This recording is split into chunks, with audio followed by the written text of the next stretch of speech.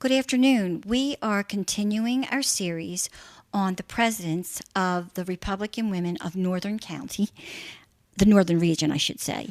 And we have Gail Thies with us, who is Hopkins Women's Republican Club president. What brought you into the club, Gail? Believe it or not, it was my late mother who had been a member when she had just moved to town from New York, which was an extreme experience for her because it was a minority party. But she worked her volunteer hours as a committee woman over there and educated me as to the power of civic leadership, because there were problems locally that nobody paid attention in the media, but the club seemed to address local issues by inviting experts on whatever problem there was. And I saw results as a younger person in the community because of the leadership of local talent, so to speak. And it was very inspirational, so it stuck with me. How old were you when your mom brought you to the club? I started out at 8 years old. I was drafted as a volunteer for local candidates. I feel we were responsible for electing John Lindsay mayor of New York.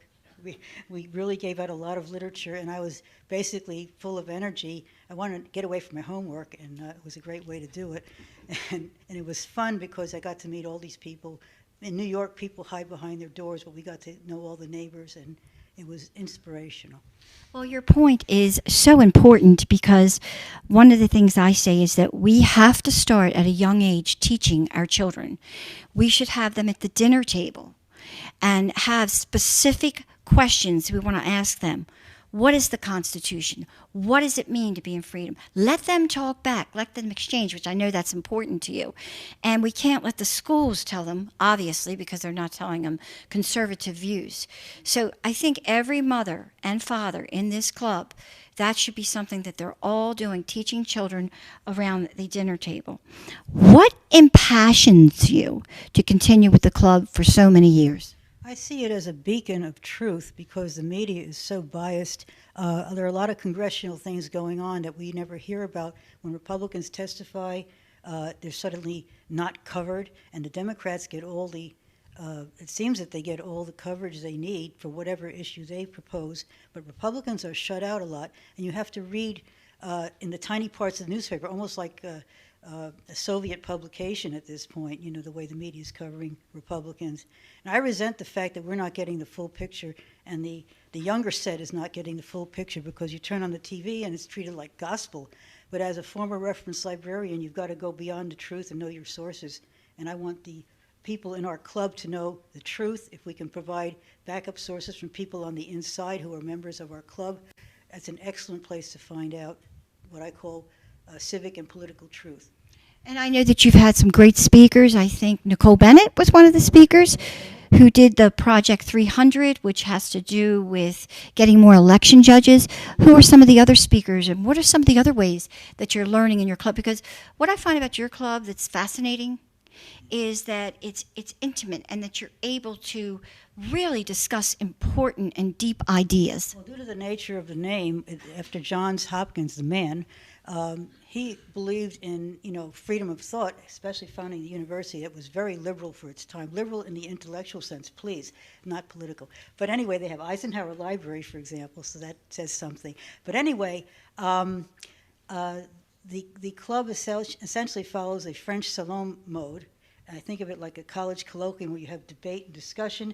It's not a huge club, but that allows people to really air their events. They're venting feelings, and not just that, but thought as well. And they can debate among each other. I'm sort of like the buffer. I carry a gavel made of pencil erasers, and that way they suddenly be quiet. They're quiet when they hear the quiet gavel go down. But we have a lot of interchange and debate going on with people, and sometimes it gets a little carried away, and you've got to temper that, and that's the challenge we face. And you've seen that. Well, that's okay, because I think that's what being a Republican woman is all about, being able to discuss both sides, and that's the problem with our society today.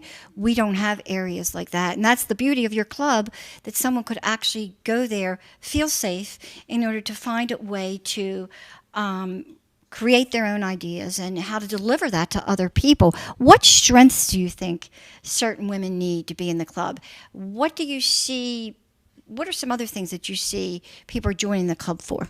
They're joining the club almost for the simple reason known as fellowship, a place where somebody can actually not feel afraid to express a viewpoint that's not, the majority viewpoint when it's a bad majority viewpoint. They're able to interact with what I'm going to call local talent when they really can't, essentially do that. We had, for example, Alan Walden as one of our speakers when he ran for office, and he was very, very intent on promoting Baltimore, not just for political reasons, but for getting people to settle here.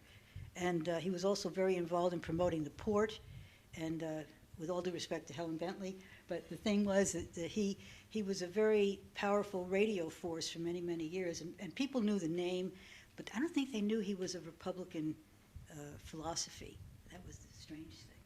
And we also had Alexander Levine, who was very involved with the faith movement in the Trump campaign, and she brought us some enlightening news about the inner workings of that campaign effort within the campaign on a faith issue basis. I'm going to close with this with you because there's a word that you actually mentioned earlier, or you've talked to me about it, injustice. How do you feel that you are fighting injustice by being a member and the president of the club?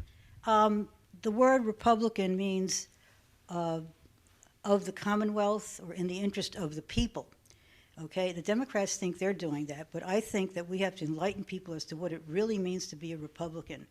And also in the universal sense, come to us when you have fear of the imminent process of eliminating freedom, okay? And I think we stand as a beacon for freedom, especially freedom of thought, okay? And a lot of people have government jobs, and they feel like they're the lone wolves out there, and they're not allowed to express themselves because for fear of being not tolerated. And when they retire, they can come to us for pure expression. Well, that's great. It sounds like a wonderful club. I might try that meeting myself, actually. So thank you so much for all you do as the president. I know everyone works tirelessly in this position. And God bless you, and God bless America.